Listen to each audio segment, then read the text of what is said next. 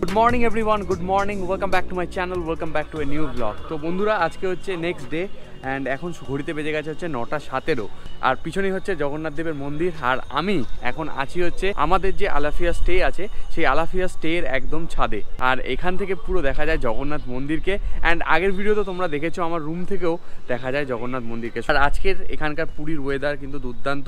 আর তোমরা আমাকে দেখেই বুঝতে পারছো যে আমি স্নান টান করে একদম রেডি হয়ে গেছি, কারণ আমি এখন যাব পুজো দিতে জগন্নাথ মন্দিরে। কারণ লাস্ট টাইম যখন আমি এসেছিলাম আমার অশৌচ থাকার কারণে কিন্তু আমি পুজোটা দিতে পারিনি। তো বন্ধুরা, এইটাই দেখতে পাচ্ছ আমাদের আলাফিয়া স্টের ছাদ। ওই যে দেখা যাচ্ছে জগন্নাথ দেবের মন্দির, অ্যান্ড জগন্নাথ দেবের মন্দিরের চূড়া, তারপরের চূড়াটা সবই তোমরা দেখতে পাচ্ছ এখান থেকে। আর এই জায়গাটা দেখো, এই জায়গাটা হচ্ছে প্রচুর হোটেল, আর এইদিকেও দেখতে পাচ্ছ প্রচুর হোটেল। আর এই দিকটাই দেখতে পাচ্ছ শঙ্করাচার্য মঠ। এই মঠটাও কিন্তু এই পুরীর অনেক জনপ্রিয় একটা জায়গা এবং প্রচুর লোক কিন্তু এখানটায় আসে। আর সমুদ্র হচ্ছে ঠিক ওই দিকটায় সমুদ্র, একদম প্রাইম লোকেশানে কিন্তু এই আলাফিয়া স্টেটা আছে। তোমরা যদি এখানে থাকতে চাও আমি নিচে ডেসক্রিপশান বক্সে নাম্বার দিয়ে দেবো এবং কত কি প্রাইস লাগছে সেটাও দিয়ে দেবো, এবং ওয়েবসাইটের লিঙ্কও দিয়ে দেবো, যেখান থেকে কিন্তু তোমরা ইজিলি বুক করতে পারবে।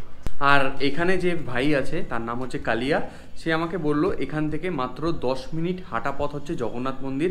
আর পুরীর সমুদ্র বিচ কালকে রাত্রিবেলায় গেছি, যেটা এখান থেকে হাঁটা পথ হচ্ছে মাত্র 500 মিটার। সমুদ্র এখান থেকে দেখা যায় না, বাট জগন্নাথ মন্দির কিন্তু এখান থেকে দেখা যায়। তো তোমরা যদি থাকতে চাও তাহলে তো অবশ্যই এই স্টেটা তোমরা কিন্তু নিতে পারো। এই যে দেখতে পাচ্ছ শঙ্করাচার্য মঠ, এই শঙ্করাচার্য মঠের একদম উল্টো দিকে এই যে দেখতে পাচ্ছ এই হোটেলটা, হোটেল রায় প্যালেস, এটাই হচ্ছে আমাদের স্টে।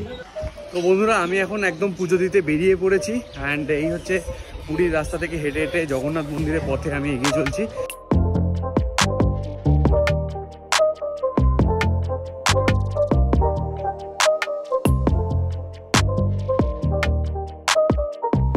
তো ফার্স্ট ভিউ পেলাম জগন্নাথ মন্দিরের, আর জীবনে প্রথমবার দেখছি জগন্নাথ মন্দির। মানে ছবিতে ভিডিওতে দেখেছি, বাট কখনোই আমি এরকম সামনে থেকে দেখিনি আর আসার সুযোগ হয়নি। ফার্স্ট টাইম এসেছি, এত ভালো লাগছে মন্দিরটাকে কাছ থেকে দেখে।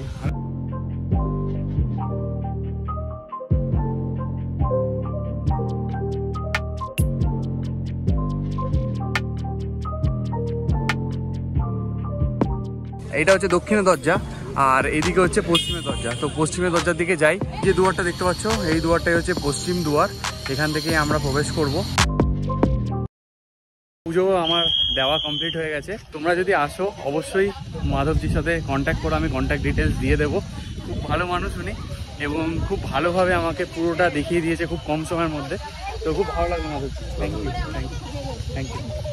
এই যে দেখতে পাচ্ছ এটাই হচ্ছে মন্দির চত্বর, আর আমি ঢুকেছিলাম হচ্ছে একদম পশ্চিম দুয়ার থেকে। কি ম্যাগনিফিসেন্ট একটা মন্দির, দেখতেই পাচ্ছ তোমরা।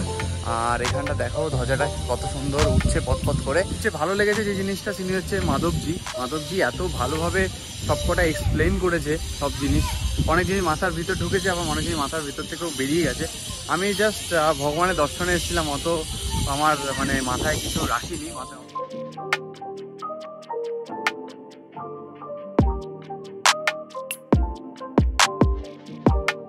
তো সামনে যেই দরজাটা দেখতে পাচ্ছ এই দরজাটা হচ্ছে অশ্ব দরজা, আর আমি যে দরজাটা দিয়ে ঢুকেছিলাম যেটা হচ্ছে পশ্চিমের দরজা, সেটা ছিল হচ্ছে সত্যযুগের দরজা। মন্দিরটা ভাই ম্যাগনিফিসেন্ট, জাস্ট ফাটাফাটি, অসাধারণ, মানে খুবই ভালো লেগেছে আমার এখানটায় এসে। আবার প্রত্যেক বছর আসার চেষ্টা করবো এখানটায়। মানে মনটা জাস্ট ভালো হয়ে গেল, জাস্ট যত নেগেটিভিটি মনের ভিতর ছিল সব কিছু কিন্তু মানে মনে হচ্ছে যেন সব বেরিয়ে গেছে জগন্নাথ দেবকে দেখে। ও সে এক আলাদা অনুভূতি।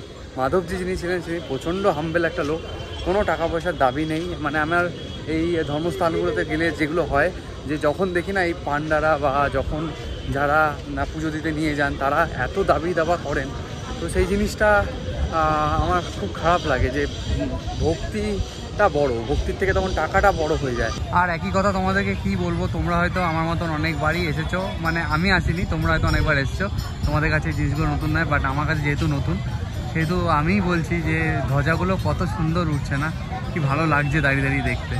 আর এখানে একটা আলাদা ভাইব আছে, তো সেই ভাইবটা এনজয় করতে দারুণ লাগছে। জয় জগন্নাথ, জয় জগন্নাথ।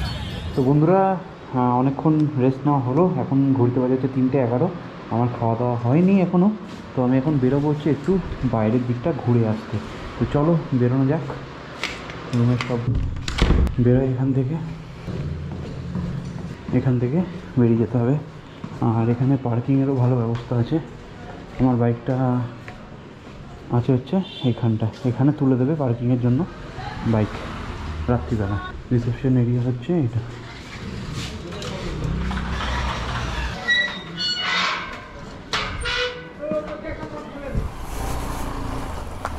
তো বন্ধুরা হোটেল থেকে বেরোলাম, এখন বাজে হচ্ছে ঘড়িতে 2:20। আর এদিক দিকে হচ্ছে জগন্নাথ মন্দির। চলো আরেকবার জগন্নাথ মন্দিরটা তোমাদেরকে দেখিয়ে আনি, একদম আমাদের কাছে, হোটেলের কাছে। তো আরেকবার যাই জগন্নাথ মন্দিরের সামনে থেকে, মানে একটু ঘুরবো এলাকাটা, মানে পুরীটাই ভালো করে ঘুরবো, এটাই আমি ঠিক করলাম বাইক নিয়ে। আর এখানে পুরো মার্কেট, এই যে দেখতে পাচ্ছ পুরোপুরি কী আছে না আছে, খাজা আছে ভাই এখানে। এটা হচ্ছে পুরো মন্দিরের শহর, মানে 33 কোটি দেবতার মন্দির সব এখানেই আছে। এই দেখো এখানে একটা মন্দির, এটা হচ্ছে শিব মন্দির আই থিঙ্ক। জয় বাবা। সামনে আর একটা মন্দির। কালকে রাত্রিবেলা একটা হাফ বিরিয়ানি অর্ডার দিয়েছিলাম, 150 টাকা নিয়েছিল। বিরিয়ানিটা খেয়ে ভাই পাগল হয়ে গেছে ভাই, কলকাতার বিরিয়ানি ফেল করে যাবে ভাই। তো এই হচ্ছে পুরীর জগন্নাথ মন্দির বা জগন্নাথ ধাম। জয় জগন্নাথ, জয় জগন্নাথ।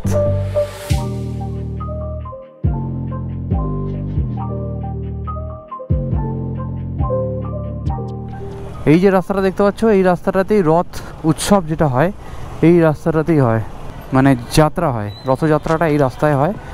এইখানে একটা হোটেল নিতে হবে রথযাত্রার সময়, তাহলে পুরো রথযাত্রাটা উপর থেকে বসে বসে দেখতে পারবো। ওইদিকে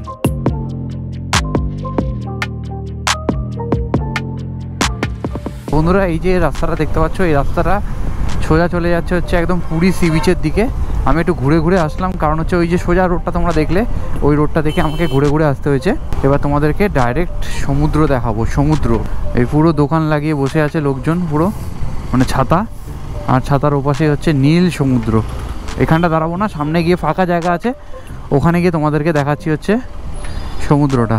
আর এখন এদিক থেকে যাচ্ছি হচ্ছে লাইট হাউসের দিকে। বাপরে বাপ, সূর্যের তাপে তাকিয়ে থাকা যাচ্ছে না। তো আমার এই লাইট হাউস এরিয়াটা বেশি ভালো লাগে, কারণ এখানে ট্যুরিস্ট একটু কম থাকে। ট্যুরিস্টকে আসতে গেলে এখানে টোটো ভাড়া দিয়ে এতটা আসতে হয়। আর এই হচ্ছে লাইট হাউস। এই যে লাইট হাউস থেকে আরও এগিয়ে যাচ্ছি, আর এই হলো সমুদ্র। অসাধারণ, জাস্ট অনবদ্য। এই রাস্তা দিয়ে গাড়ি চালাচ্ছি না, একটা আলাদা হাওয়া লাগছে, সুন্দর একটা হাওয়া আসছে, ওফ দুর্দান্ত লাগছে। জাস্ট এই জায়গাটা আসা হচ্ছে এই জিনিসটা ফিল করার জন্য। আর এখানকার ঢেউ, তারপর হচ্ছে বিচটা, মানে কোনো বিচের সাথে এই বিচ কম্পেয়ার করা যাবে না। এই উড়িষ্যার এই পুরীর বিচের সাথে কোনো বিচ কম্পেয়ার করা যাবে না, আলাদাই। সি বিচের এখানে প্রচণ্ড হাওয়া, দেখো এখান থেকেই হচ্ছে পুরীর সি বিচটা শুরু হয়। यहाँ पे जो है सब मिलेगा। বার্গার মিলেগা, বার্গার কি এরকম সমুদ্রের পাড়ে দাঁড়িয়ে চিকেন বার্গার খাওয়ার মজাটাই কিন্তু আলাদা হবে। তো এই হচ্ছে চলে এসছে বার্গার, আর আমি এখানটায় বসে বসে এখন বার্গারটা চেবাবো।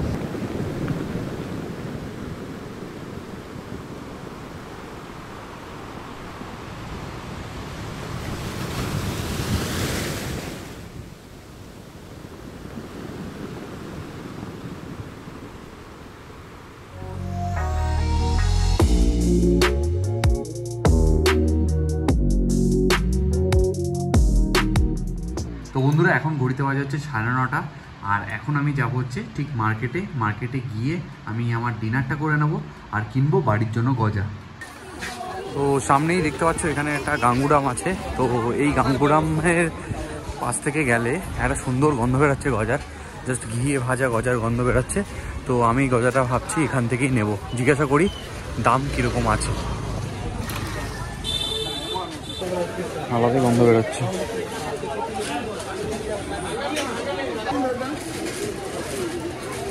তো এখানে 3 রকমের গজা আছে, প্রাইসটা দেখতে পাচ্ছ 200, 260 আর হচ্ছে 480। এটাই খেয়ে ভালো লাগলো বেশ, তো আমি এটাই নেব।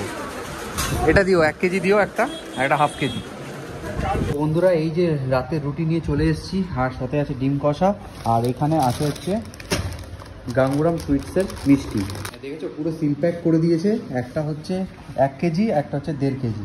এবারে বাইরে ওখানে একটা দোকানে আমি জিজ্ঞাসা করলাম, নর্মাল দোকানে, যে খাঁচার দাম কত।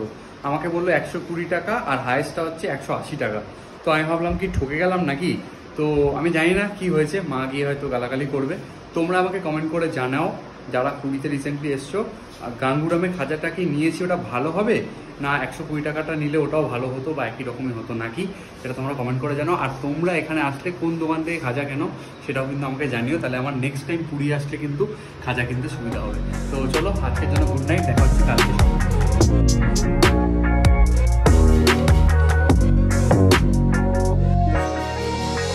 ট্রেনে তো একদম ট্রেনে 200 কিলোমিটার চালিয়েছি, ঠিক আছে, আর বাড়ি এখান থেকে মাত্র 300 কিলোমিটার মতো। তো খেয়ে নিতে হবে, কারণ সামনে সেরকম ধাবা নেই। যে ধাবাগুলো আছে সে ধাবাগুলোতে বিরিয়ানি পাবো না, তো আগেই খেয়ে নেওয়া ভালো।